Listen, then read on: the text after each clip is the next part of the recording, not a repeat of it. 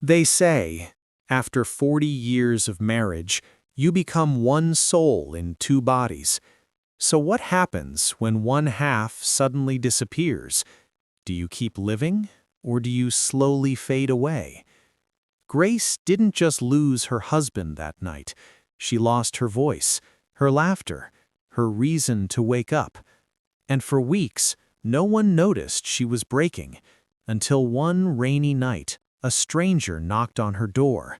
And that single knock did something no one, not even her own children, could do. It brought her back to life. Welcome to Dreams Never Grow Old. If this story finds you, please subscribe. Before the silence, there was love, real love, the kind that survives hunger, hardship, and years of struggle. Grace and Joseph didn't meet in comfort. They met in a crowded market. She was selling tomatoes. He was a young mechanic with grease-stained hands and big dreams. "Buy from me," she teased him one day. He smiled and said, "I don't need tomatoes. I need a wife." She laughed, but he didn't. They started with nothing, a single rented room, a leaking roof, one mattress. But every night, they slept with peace. There were days they had no food, but Joseph would say, "Grace, as long as we are together, we are rich." And she believed him. Years passed, children came, struggles came, but love never left. Every evening they sat outside their home. Same bench, same routine, same laughter. One evening, Joseph held her hand a little tighter and said, "If I go before you, don't let loneliness bury you alive." Grace frowned. "Why do you talk like that?" He smiled. "Because I know you. You love deeply." But even he didn't know how true those words would become. That night was ordinary, too ordinary. They ate together, prayed together, laughed one last time. "Good night, my love," Joseph said. "Good night," she replied. Morning came, but Joseph didn't wake up. At first, she thought he was joking. "Joseph, stop this," she said, nudging him. No response. Her voice cracked. "Joseph!" Then louder. "Joseph!" That moment split her life into two parts, before him and after him. Neighbors gathered, people cried, but Grace, she didn't cry immediately. She just stared, like her soul had paused. It wasn't until night fell again, and she lay alone in that bed, that reality hit. She stretched her hand, expecting to feel him, but met emptiness. That was when the first tear fell, then another, then uncontrollable sobbing. But the real pain was only just beginning. Days turned into weeks, but time didn't heal her, it trapped her. The house changed, not physically, emotionally. Every corner reminded her of him, the chair he used, the cup he drank from, the slippers by the door. So she started talking to things. "Joseph, should I cook rice today?" Silence. "Joseph, the roof is leaking again." Nothing. At first, it felt comforting. Then it became painful. Her children called occasionally, "Mom, you'll be okay," but their voices felt distant, rushed, detached. They had their own lives, their own problems. One evening, she tried to laugh at a memory, but the laugh turned into tears. That was when she realized something terrifying. She wasn't just alone, she was disappearing. And then came the night that almost broke her completely. Rain poured heavily, thunder roared.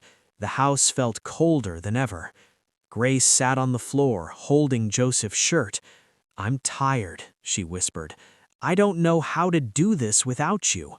For the first time, a dangerous thought crossed her mind. What's the point of continuing? Then suddenly, "Knock, knock!" She froze. Another knock, louder. Her heart pounded. Who could it be at this hour? Slowly, she stood up, walked to the door, hands trembling. "Who is there?" she asked. A weak voice replied, "Please, I need help." That voice would change everything. She opened the door slightly. A young man stood there, soaked from the rain, eyes tired, but not dangerous, just broken. "My name is Daniel," he said. "I have nowhere to go." Grace hesitated. Fear or compassion? Then something inside her whispered, "You know this pain." She opened the door wider. "Come in." That moment was the turning point of her life. Daniel sat quietly as she gave him food. He ate slowly, like someone who hadn't known kindness in a long time. "Thank you," he said. That night they talked, not deeply, just enough. But something shifted. For the first time in weeks, Grace didn't feel alone in that house. But who was Daniel really, and why did fate bring him to her door on the exact night she almost gave up? That night, Grace didn't sleep the way she used to, but this time, it wasn't because of pain. It was because, for the first time in weeks, there was another human being breathing in the same house. She lay on her bed, eyes open, listening. The soft sound of Daniel shifting in the sitting room, the faint clink of a cup. Life, and something inside her whispered, "You are not alone tonight." Morning came gently. Grace woke up out of habit, turned to her side. Still empty. Joseph was still gone. But something was different. The weight was lighter. She stepped into the sitting room. Daniel was already awake, sweeping the compound. She paused, watched him quietly. "Good morning, Ma," he said with a small smile. It had been a long time since anyone greeted her like that in her own house. "Good morning," she replied, softly. And just like that, a new routine began. But sometimes, healing doesn't come without questions, and soon, Grace would start asking them. Days passed. Daniel didn't leave, but he didn't overstep either. He fixed things around the house, the broken tap, the loose door hinge, even the old chair Joseph used to sit on. One afternoon, Grace noticed something. Daniel handled that chair with unusual care, almost like he understood what it meant. "Daniel," she called gently. He turned. "Yes, Ma?" She hesitated, then asked, "Who are you really?" Daniel looked down. For a moment, it seemed like he might avoid the question, but then he spoke. "I used to have a home," he said quietly. "A mother, just like you." Grace sat down slowly, listening. "She was everything to me," he continued. "But after she died, I lost direction." His voice cracked. "I made bad choices, trusted the wrong people, and before I knew it, I lost everything." Silence filled the room. 2 lives, different stories, same pain. Grace nodded slowly. "I understand," she said, and she meant it. But what neither of them knew was that their connection went deeper than just shared pain. Something began to grow in that house, not love in the romantic sense, but something just as powerful, connection.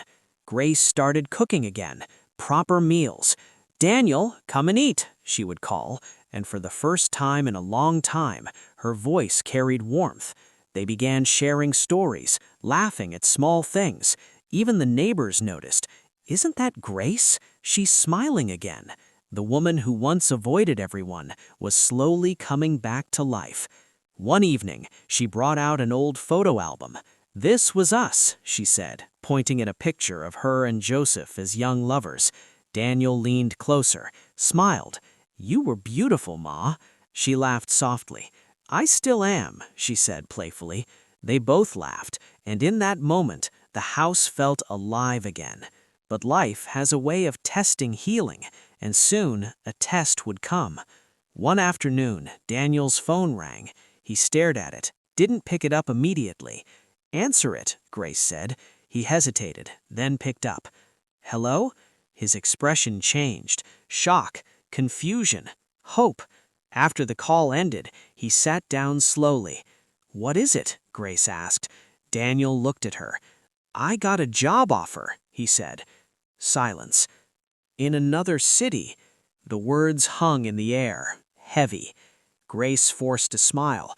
"That's good news," she said, but inside, something tightened. Would this be another goodbye she wasn't ready for? That night, Grace couldn't sleep.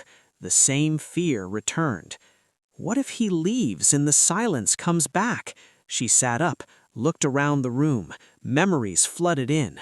Joseph, loss, loneliness. "I can't go back there," she whispered.